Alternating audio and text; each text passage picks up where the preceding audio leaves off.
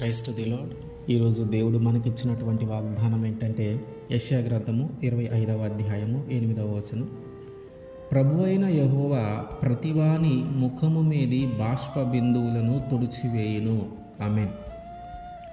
దేవుడు మన ముఖము మీద ఉన్నటువంటి కన్నీటిని తుడవబోతూ ఉన్నాడు. ఎవరైతే దుఃఖపడుతూ ఉన్నారో, ఎవరైతే ఏడుస్తూ ఉన్నారో, ఎవరైతే రోదిస్తూ ఉన్నారో, ఇంకెంతకాలం మాకు ఈ కన్నీళ్ళు, ఇంకెంతకాలం మేము ఏడుస్తూ జీవించాలి, ఇంకెంతకాలం మేము దుఃఖపడుతూ బ్రతకాలి, మా కన్నీటిని చూడవా నువ్వు, అయా ఒకసారి మా కన్నీటిని చూడు అని ఎవరైతే దేవుణ్ణి అడుగుతూ ఉన్నారో వారికి దేవుడు చేస్తున్నటువంటి వాగ్దానం ఏంటంటే నీ ముఖము మీద ఉన్నటువంటి ఆ బాష్ప బిందువులను ఆయన తుడిచివేయబోతూ ఉన్నాడు. నీ ముఖము మీద ఉన్నటువంటి ఆ కన్నీటిని నేను తుడవబోతూ ఉన్నానని ఆయన వాగ్దానం చేస్తూ ఉన్నాడు. నీ యొక్క దుఃఖమును సంతోషముగా ఆయన మార్చబోతూ ఉన్నాడని వాగ్దానం చేస్తూ ఉన్నాడు. హన్నాకి ఆ పిల్లలు లేనప్పుడు ఆమె అనేక విధాలుగా దుఃఖపడుతూ ఉంది. పెనిన్న ఏడిపిస్తూ ఉంది, అవహేళనగా మాట్లాడుతూ ఉంది, అవమానపరుస్తూ ఉంది, నిందలు వేస్తూ ఉంది.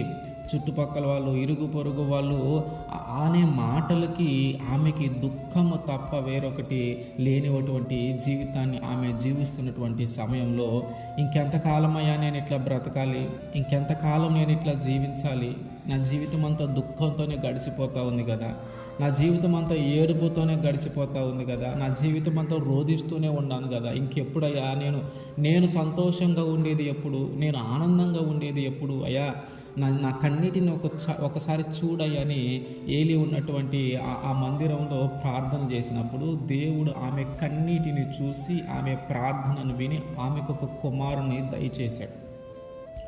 ఎలాగైతే హన్నా యొక్క ప్రార్థన విని దేవుడు ఆమె కన్నీటిని పోగొట్టాడో, ఇదిగో ఈరోజు దేవుడు మనకి వాగ్దానం చేస్తూ ఉన్నాడు. ఆయన మన కన్నీటిని కూడా పోగొట్టబోతూ ఉన్నాడు. ఆయన మన దుఃఖాన్ని కూడా పోగొట్టబోతూ ఉన్నాడు. ఆయన వాగ్దానం చేస్తూ ఉన్నాడు, నీ ముఖము మీద ఉన్నటువంటి బాష్ప బిందువులన్నిటిని నేను తుడిచివేస్తాను. నువ్వు అన్న యొక్క జీవితంలో ఎలాగైతే దేవుడు తన దుఃఖాన్ని తీసివేసి ఆనందాన్ని ఇచ్చాడో, అవమానాన్ని తీసివేసి గౌరవాన్ని ఇచ్చాడో, ఏడుపును తీసివేసి సంతోషాన్ని ఇచ్చాడు, అట్లాగే మన జీవితంలో మనము దేనికోసమైతే ఏడుస్తూ ఉన్నామో, దేనికోసమైతే రోధిస్తూ ఉన్నామో, దేనికోసమైతే దుఃఖపడుతూ ఉన్నామో వాటన్నిటినీ తిరిగి ఆయన సంతోషంగా మారుస్తాడు, వాటన్నిటిని తిరిగి ఆనందంగా మారుస్తాడు.